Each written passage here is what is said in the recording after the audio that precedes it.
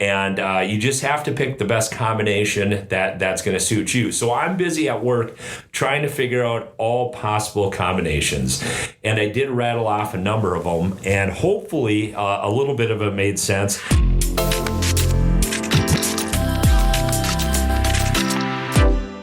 Welcome to Hedge Heads, where hosts Jon Prischman and Ryan Tungseth discuss commodity markets, hedging, and anything related to trading futures. Remember, the risk of loss in trading commodity interests can be substantial. These are opinions only and not trading advice.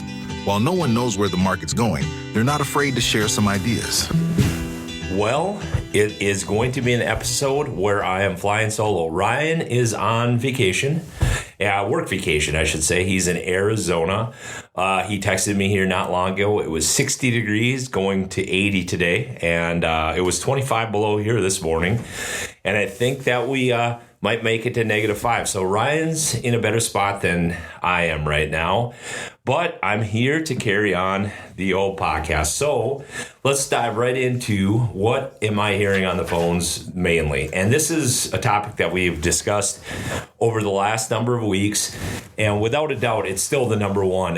It is new crop corn. What are we going to do with this corn price? We have it $4.75. It's the best looking price that we've had in quite a while. I believe about this time last year, I think it was $4.65. Now, what's different is last year we had a lot of carry in the market. So we made our lows in corn going into March deliveries, and this is a painful memory for a lot of guys as they stored corn and they stored it right into a 40-cent loss. I had some 320, 330 puts, or excuse me, 420, 430 puts on last year, kind of given up hope on, got out of a lot of them, and they ended up being near 20 cents in the money. The next following Monday, which after it would have been first notice day, after the close, I think we had a low of 397 in the morning, and then I think we're at 404. Quite the opposite this year. We're near $5, and a lot of contracts are over $5. And then the December in the back end is $4.75. So it's got dragged, mainly dragged up by the front end of corn here. So what is corn going to do now? That's the question that's on everybody's mouth. So do I take the $4.75? Lock that in and plant more corn? Everyone's scared of the acreage report coming up in March, and that's going to be a big one without a doubt. So we are looking at potentially the highs temporarily for December 25. Now, whether the front goes up another 30, 40 cents with good exports and drags December 25 corn up, well, we have a good shot at hitting $4.90, even $5. So what do we do with this price here? So I looked at a number of different things that a guy could do, and here's mainly what's happening. So guys are looking at this price and saying, hey, I'm slightly profitable, I'm going to lock this in. And if you do lock it in and buy a call, and you're going to pay up for that call, because I just looked at even a short dated or May call at 510 right at the money, if you want to go with the front, is going to be 19 cents. So that's actually not that much time, and you're going to pay 19 cents. Now you could go with a short dated call and do a different month like July. If you look at May is about $5.06, 45 is 10.25 cents. So what am I going to do here with this? If you lock this in $4.75, buying a call on the short dated side, which means on the December 25 contract, you're probably looking at, getting rid of maybe 10 to 15 cents. So you take that minus $4.75 and you're down to $4.60, and then you have your upside reopened. That's one idea. Another idea is maybe look at something like a short dated put, a September put option at $4.70. That's about 32 cents. And then you could sell a upfront May, which is 67 days, for like 6 cents for $5, 45, 10 cents. And, and then start paying for some of that September put. Now I'm going all the way with September because it's getting to be an affordable time period. Before it wasn't. Last year at this time, the puts were a lot cheaper than this year, even though December was below it. But long story short is I'm trying to put together a number of combinations that are going to work for guys. So in a typical day, I'll get a a call, say, hey, here's what I'm doing. I got some locked in already at 470, and then we'll come up with a plan, whether it's this combination of selling maybe some short-dated calls and buying some longer-term calls on that. That's one idea. Or, just simply buying a put, all the way down to like 470 for September. So you got the entire summer covered, but it depends on the operation, and it really depends on, what numbers work. We're just starting to get to numbers that make sense. And I kind of rattle off a number of different combinations. The short dated stuff in May, in my opinion, is better for selling than buying, where you could look at some of the July calls and then maybe look at purchasing those. So you buy a 470 for 25 and a half, and that gets you through 620, and then you could turn around and sell like a $5 for 6 cents. And this is if you have locked in the price and you want to reopen the upside. So we're looking at a number of strategies that open up the upside if you have the corn already sold. And if you haven't sold it, or you just want to see what's going to happen, you can do that option. Just wait and see what spring brings. And then you have a lot of different options and different time periods on short dated, which would go off the December 25 contract. So long story short, it's getting to be a busy time of year, and decisions are going to have to be made. When you look at the seasonals, we're probably looking at 50-50 for corn moving up from this date all the way into May 1st. And May's been the high the last couple of years, I believe, in a row. And then generally the summer we'll see some sort of rally that either takes out that May high by a little bit or falls short of it a little bit. So you usually get about 2 times to market your corn a year. The second one in June, mid-June, is the more important. So some guys are just going to wait for that and see what happens with this spring weather, because one thing that goes, if anything goes wrong, then, corn's likely to have a pretty good rally from here. And I'm talking new crop. And then if there is any problems in the summer with heat and pollination, it's going to be very sensitive to that. So the whole thing is, do what's best for your farm. There's no clear history. You have just as many years going up into May as you do down. There's the very low correlation. I think I ran the numbers, and it was at best 60% in the last 10 years. So it's really a coin flip, and it has a lot to do with the weather, a lot to do with that March report. And you just have to pick the best combination that's going to suit you. So I'm busy at work trying to figure out all possible combinations. And I did rattle off a number of them, and hopefully a little bit of it made sense. But if I'm looking at just puts, I've moved out to the September options. They're going to run you 32 cents right near the money. And then some guys are still looking at the July for cheaper insurance. And then it's possible that a guy could sell a May and buy a July put as well. So you're saying you're selling the May call up front and then buying the July put, and this is all in the short dated stuff, but the numbers are tougher there. There's not a lot of premium to sell calls, and that's been an issue all year long. So that's mainly been the calls. I mean, it's a lot of corn and trying to figure out what to do with this price. I'm going to personally look for a floor to buy and then worry about selling calls or doing anything later. So I'm not sure if I'm going to go with the July or the September if we're just buying a put, but these are conversations that I have with guys, and we're going to try to figure this out. So corn has really been the topic of conversation for most of the last couple weeks. Cattle's also been a big one. So we got to the seasonal peak in cattle. Generally, it'll peak out in early February. That's the cash market, but we have very strong fundamentals. So there's a pretty good argument back and forth where cattle actually belong here. Feeders have gotten very underpriced, and I think that hopefully we get a bounce next week. I have a number of clients that are selling here soon. So hopefully, right now the cash market's hanging in there. The futures keep on like they are, though. It might start dragging that cash down. So the optimism is still there in the sale barns without a doubt, and there's definitely not too many cattle around. So we'll see if the Packers' strategy of slowing down the kill and backing up cattle is going to work for them. And it is just one of those pivotal time of years where you easily could see a cash cattle market high. There's really no signs of that yet, so we're looking for that every day. And then that would be normally seasonally what you would see in cattle this time of year. Now, if there's winter storms in April, often you can extend these rallies. But we have a fairly good forecast right now. Not a lot of winter storms in the horizon, and then it's mainly the muddy feedlots and the sloppiness of spring that can really take the weight off in these cattle. So that's something that we should be watching. But cattle is showing signs that it is not adding on these dips anymore, and guys are getting off the ride. Open interest has dropping. So this is a market we're very active in, looking for good hedge ideas. And like we talked about last episode, very difficult because of the premiums you have to pay. So very high premiums. You're going to take a lot of risk for your hedges if you sell a call and buy a put. If you just buy a put, you're going to pay a lot of premium. So it's kind of got a guy between a rock and a hard place in these cattle. And then moving over to the wheat market, we have cold snaps in Russia, cold snaps in the U.S. Corn and wheat got very close together. I think we were 60 cents apart. Wheat was still more expensive. A normal relationship would have been about $1.67.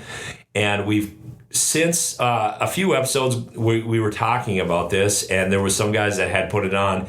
It has the Russian news coupled with the U.S. news on the cold snap has really changed that spread back into a more normal relationship. I think it's coming up 50 cents, I believe, is where it's come up since the last couple episodes when we were talking about that.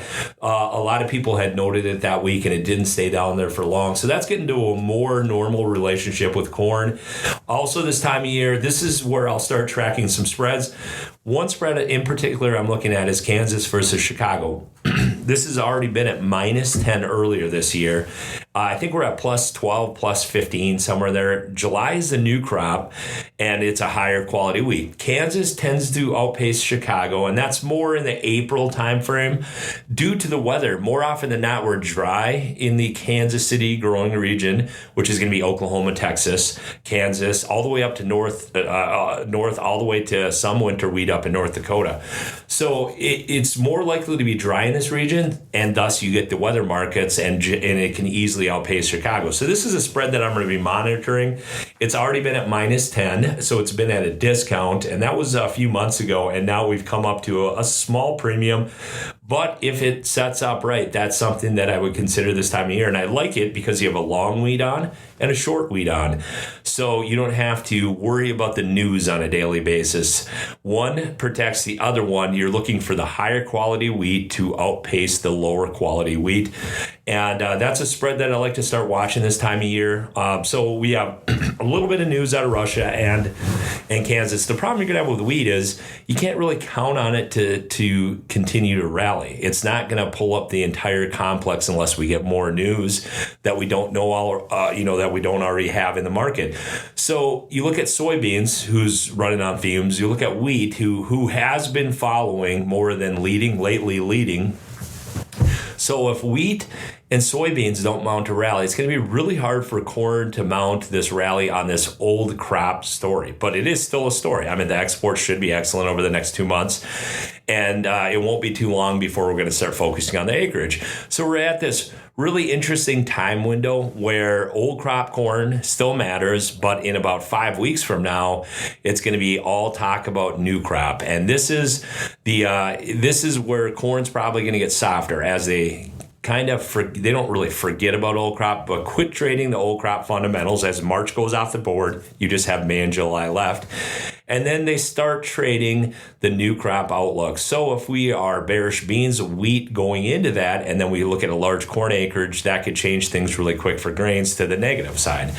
So it's just this bob and weave market that it's been. It's not gotten any easier, and it's not looking to get easier. This is a market you basically take day by day and really try to put together strategies that make sense. I haven't been rushing on corn. It's been slowly coming up. Incremental sales on old crop has been the right answer. Do nothing and make incremental sales on the way up.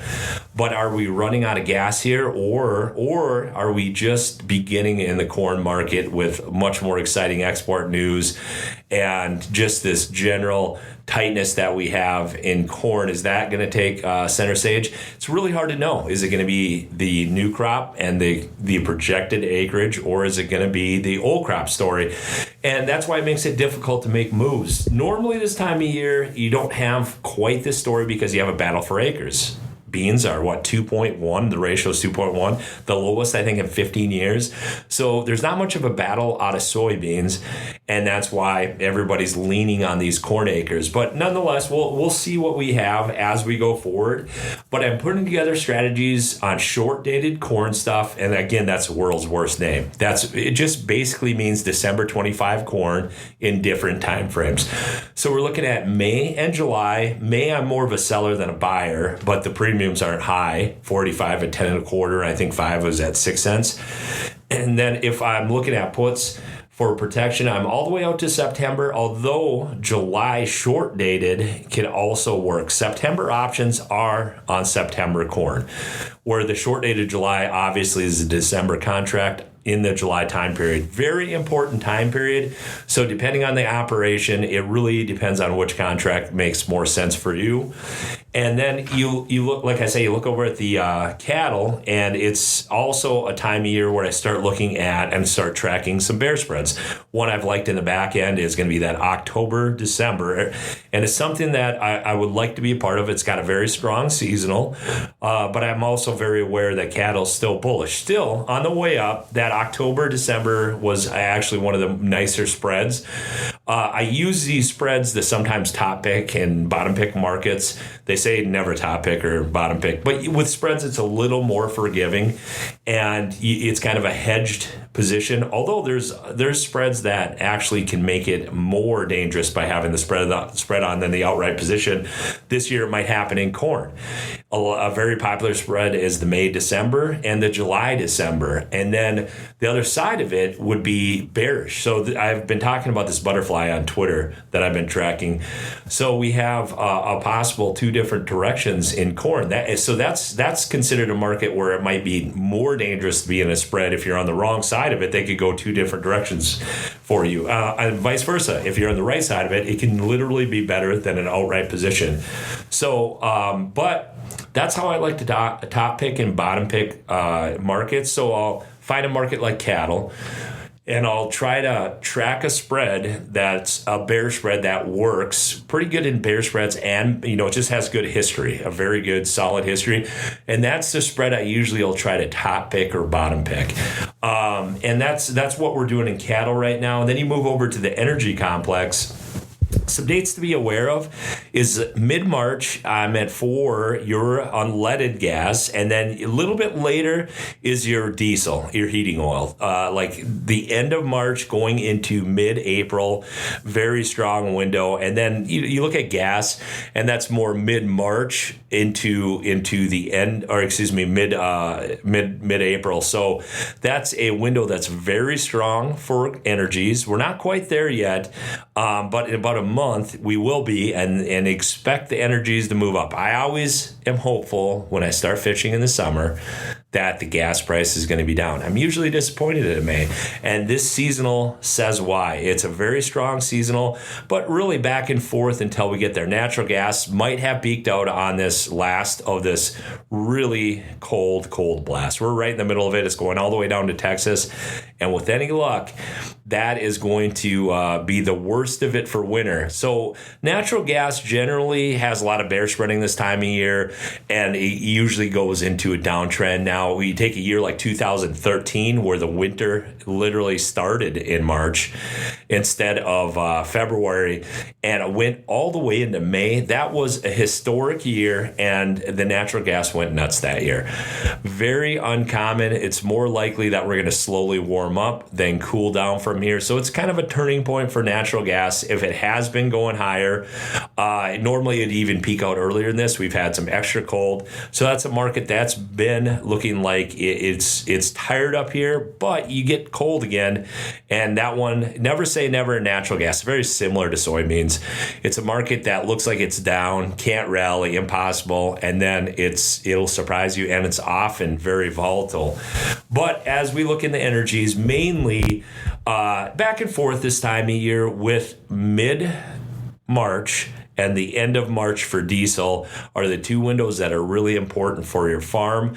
And that's something that I'll be putting out a podcast. This is the kind of stuff that's going to be in the subscription side of stuff. You're going to hear these seasonal windows, when to really look at these markets for, filling up on the farm or locking in futures or whatever you have to do. So that's the kind of stuff you're going to have on the subscription side.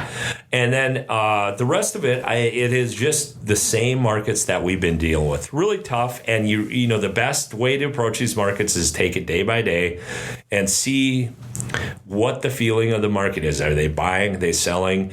And it just has that way with it right now. There's really no predictability one day to the next.